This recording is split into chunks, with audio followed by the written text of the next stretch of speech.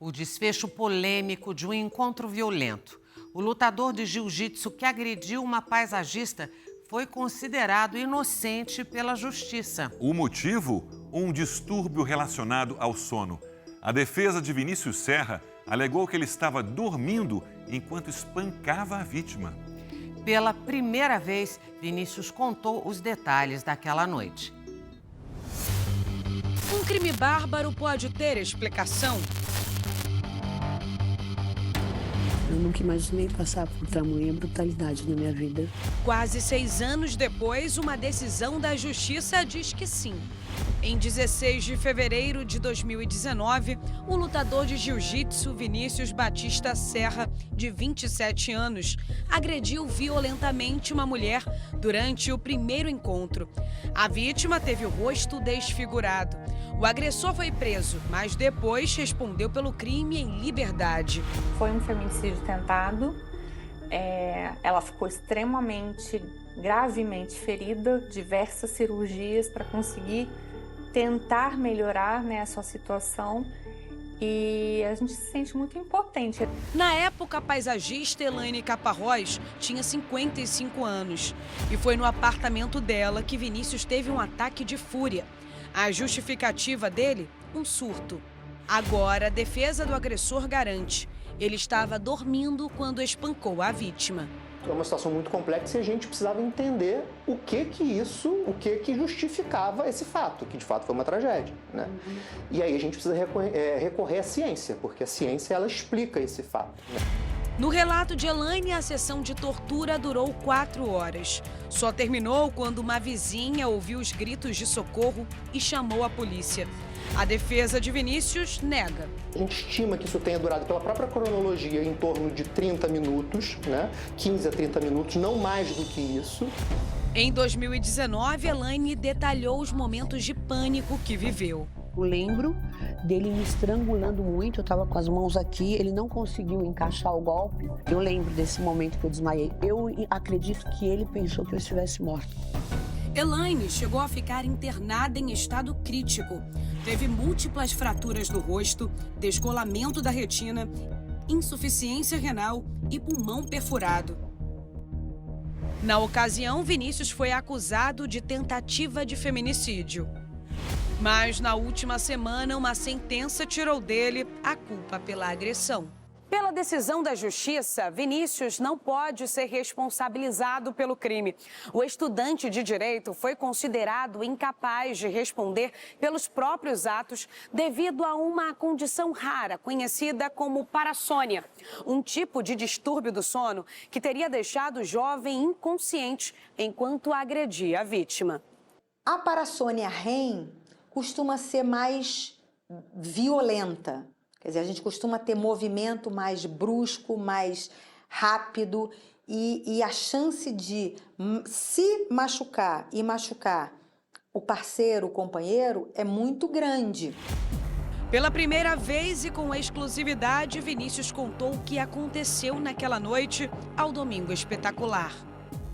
Eu lembro que eu acendi a luz, ela estava assim no chão, com o rosto sangrando muito, né? Eu estava com a minha mão ferida.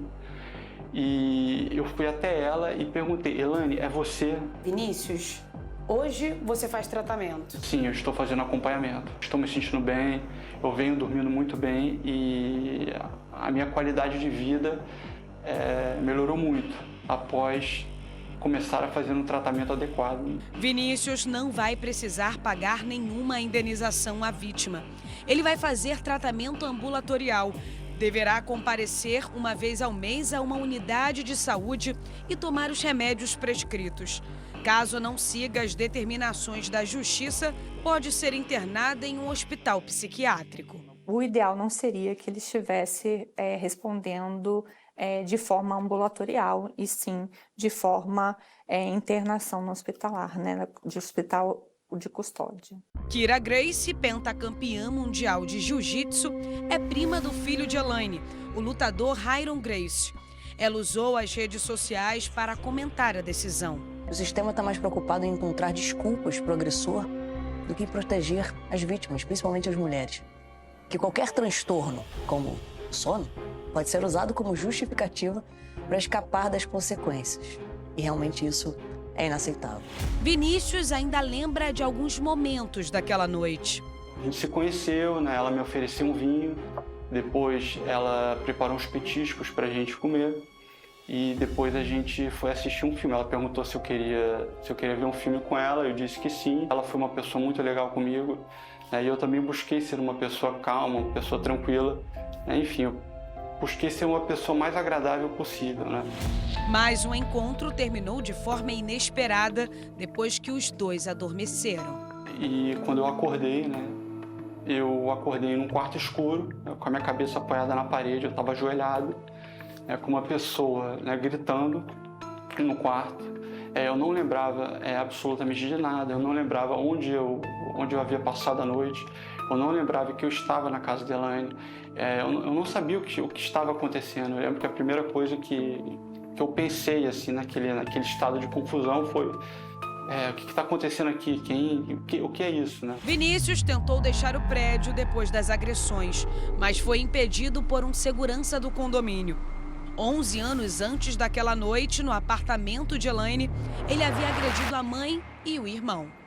Eu tenho um laudo com os maiores peritos do Rio de Janeiro e do Brasil, as maiores referências em psiquiatria forense, a maior neurologista, um psiquiatra muito conhecido também, um outro psiquiatra muito conhecido participou das minhas perícias. Então, foi uma decisão tecnicamente muito acertada e eu realmente fiquei satisfeito com o resultado.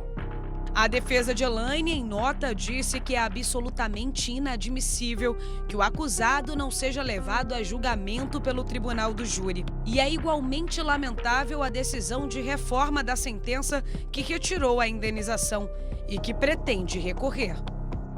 Apesar da decisão da justiça, Vinícius sabe que o episódio de violência, mesmo que inconsciente, teve muitas consequências. Nós procuramos Elaine, mas ela preferiu não falar sobre o assunto.